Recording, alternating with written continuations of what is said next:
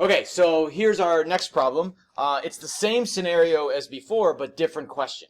Okay, so we have the kite flying up, we have the string going out, and we have h changing, and z is changing, and now there's another thing changing, okay, that we maybe have identified earlier, but it's this angle right here that I'm going to call theta. Okay, so theta is now changing. So in the way the question reads, it says, let theta be the angle of elevation, so that's that. And all of the other things are still the same. But now the question is how fast is the angle changing when there are 10 meters of string let out? So let's go ahead and write down what we know. Okay, so we know from before, from the beginning, it's that dH dt is equal to, I forget, what was it, 0.5? No, it was equal to 2. Okay, dH dt is a constant 2. Okay, now, there's another thing that we know here that we learned from the last problem, and that is that dz dt, when z equals 10, was equal to, oh shoot, I forget what the number was. I got to figure it out. I erased it, and I need to figure it out. Hold on. Okay, so I'm pretty sure it was 1.2.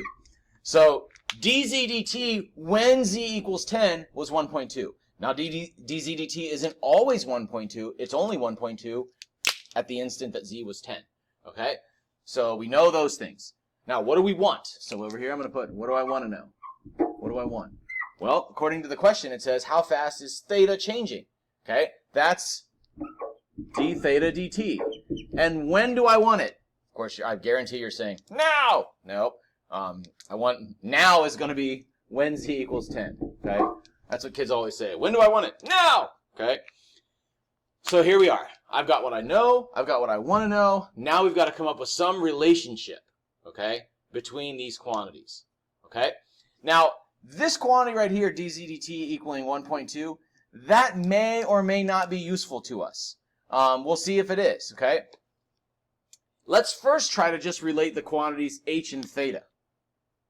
Is it possible to relate h and theta? Sure.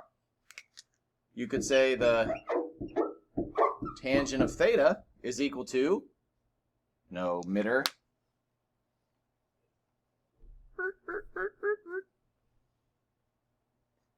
yes, that's what I wanted, stupid. Sorry, the tangent of theta is equal to h over 8, okay? There's a relationship between h and theta. Notice there's no z in this, okay? So if I use this relationship right here, I'm not going to ever need this fact that dz dt when z was 10 was 1.2, okay? Maybe I'll show you, just when we're done with this way, I'll show you another way where you could have used that, okay? Think about how you might relate theta, h, and z, okay? So here we go. Tangent of theta.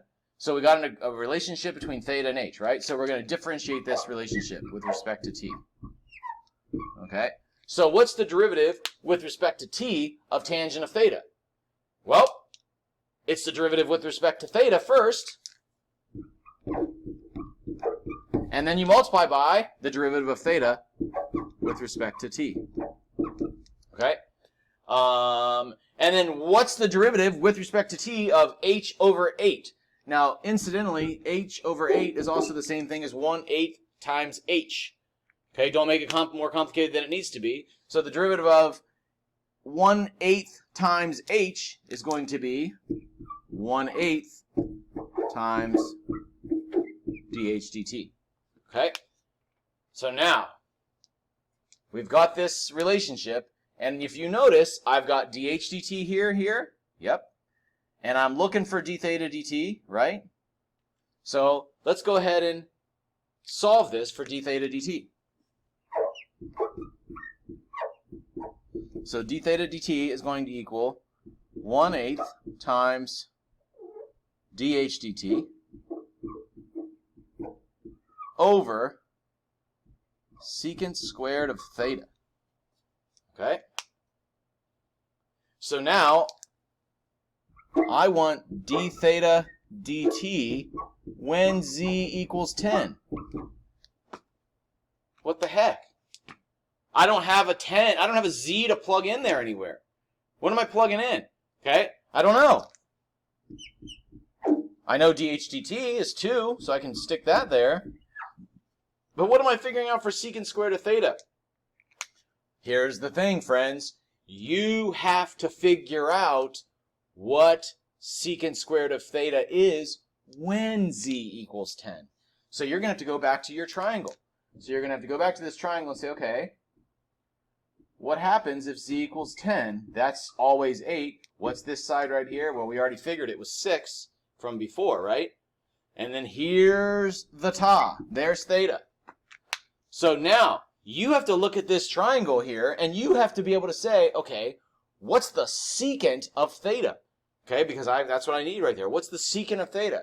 Well, the secant of theta is the reciprocal of cosine. Cosine's adjacent over hypotenuse, so secant's going to be hypotenuse over adjacent. So secant's going to be 10 over 8. And secant squared is going to be 100 over 64. Okay? So d theta dt, when z equals 10, at the snapshot, at the instant z equals 10, d theta dt is going to equal whatever that quantity is there, which I don't even know what that is. Let's bust out big red here. So that's 0.25 divided by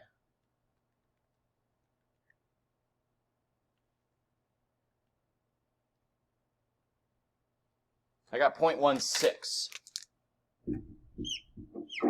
Okay, 0.16. Now, more importantly, what are the units? What are the units of this? Okay, what are the units of d theta dt? Well, the units of t are seconds. What are the units of theta going to be? Okay, and in calculus, when we're doing all of this trig, the only way this trig works, the derivatives of the trig functions and all that, the only way that that really works is if the angles are measured in radians. So this will be 0.16 radians per second. Okay? So that's the answer. Now, just for funsies, let's set this up a completely different way, and I'll show you, you would have still gotten that same 1.6 or 0.16 number. Okay? So right here, when I came up with my relationship between theta and h, I could have also come up with a relationship between theta and z. I used this because dHdt was 2, but I could use this because this z equals 10 and that z equals 10, it's the same instant, right? So I could use this as my other derivative that I know. So now I'm going to come up with a relationship between theta and z. So how about, can you guys come up with one? What's the relationship between theta and z? How about the cosine of theta is equal to 8 over z. Correct? Or, to make this a little simpler, the secant of theta is z over 8. So now, if I solve this same problem again, I differentiate with respect to t. So that's going to be secant of theta, tangent of theta, equals, times d theta dt, equals 1/8 times dz dt. If I go through the same process here and I solve this for d theta dt, and I use 1.2 right here, instead of the 2 up there, and I solve this for d theta dt, guess what I'm going to get? 0.16. Okay? So either way you do it, it doesn't matter. It just works in this particular case because this value of dz dt at z equals 10, it was the same instant here that they were asking for with d theta dt at z equals 10. Now, if this would have been z equals 7, and that would have been z equals 10, we wouldn't have, this number right here would have been meaningless to us. All right? So that's problem number 3. The kite problem. That's it.